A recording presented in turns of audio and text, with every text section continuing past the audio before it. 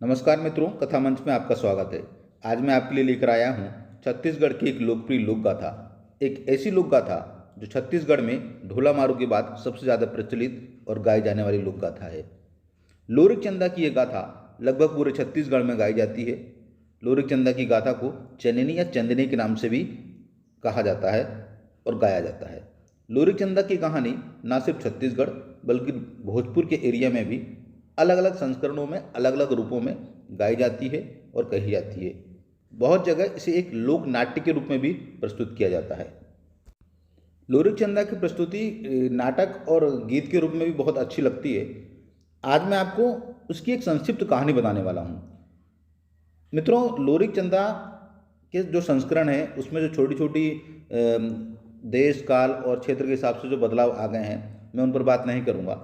आज मैं आपको जो स्टोरी सुनाने वाला हूँ वह छत्तीसगढ़ के बालोद जिले के आसपास ज़्यादा प्रचलित है। मैं वही कहानी सुनाने जा रहा हूँ। मैं ये नहीं कह रहा हूँ कि लोरिक चंदा की यही कहानी सबसे ऑथेंटिक है, लेकिन छत्तीसगढ़ में जो सबसे ज़्यादा प्रचलित है मैं वह सुना रहा हूँ आपको। अगर आप भोजपुर के एरिया में जाएंगे तो कहानियों में थोड़ा सा बदलाव हो जाएगा, क्योंकि ये लोक गाथाएँ हैं। समय के साथ में इनमें परिस्थिति और काल के हिसाब से बदलाव आते ही रहते हैं, तभी तो ये लोक गाथा कहलाती हैं। तो चलिए मैं सुनाता हूँ आपको छत्तीसगढ़ के बालोद जिले में लोकप्रिय लोक नृत्य नाटक लोरिक चंदा की ये संक्षिप्त कहानी। लोक गाथा की संक्षिप्त कहानी शुरू करने से पहले मेरा आपसे निवेदन है कि कृपया इसको पूरा सुने, अंत तक सुने, और अगर आपको ये वीडियो पसंद आता है तो लाइक कीजिए, और अगर आप मेरे चैनल पर पहली बार आएँ तो चैनल को सब्सक्राइब जरूर कर दीजिए। तो चलिए मैं शुरू करता हूँ आज की यह कहानी। मित्रों, इस लोक गाथा की नायिका है चंदा। चंदा जो होती है राजा महर की लड़की है, और राजा ने उसका विवाह एक ऐसे व्यक्ति से कर दिया है जो अक्सर बीमार रहता है। और जो नायक होता है उसका नाम होता है लोरिक। लोरिक एक गाय चराने वाला ग्वाला होता है। वह बहुत ही सुंदर और बलवान और उसके समाज का गौरव होता है। और राजकुमारी चंदा जो बहुत ही सुंदर है, वह लोरिक के बांसुरी वादन से मोहित होकर उसे मनी मन प्रेम करने लगती है। राजकुमारी चंदा जब एक बार अपने पति के घर से अपने मायके जा रही होती है, तभी एक बटुआ नाम का व्यक्ति उसकी इज्जत लूटने की कोशिश करता है, और उसी समय लोरिक वहां पहुंच जाता है और चंदा को बचा लेता है। चंदा इस शादीशुदा व्यक्ति की वीरता पर मुग्ध हो जाती है।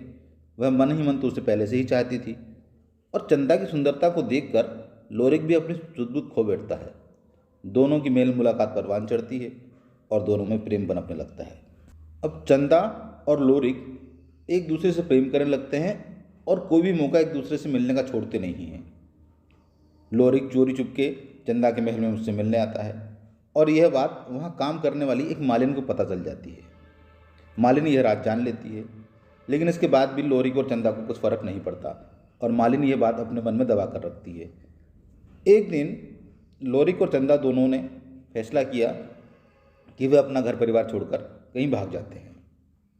विवाहित प्रेमियों के इस फैसले से क्षुब्ध चंदा का पति वीर वामन उन्हें मारने की कोशिश करता है, लेकिन मार नहीं पाता, और चंदा और लोरिक दोनों वहां से भाग जाते हैं।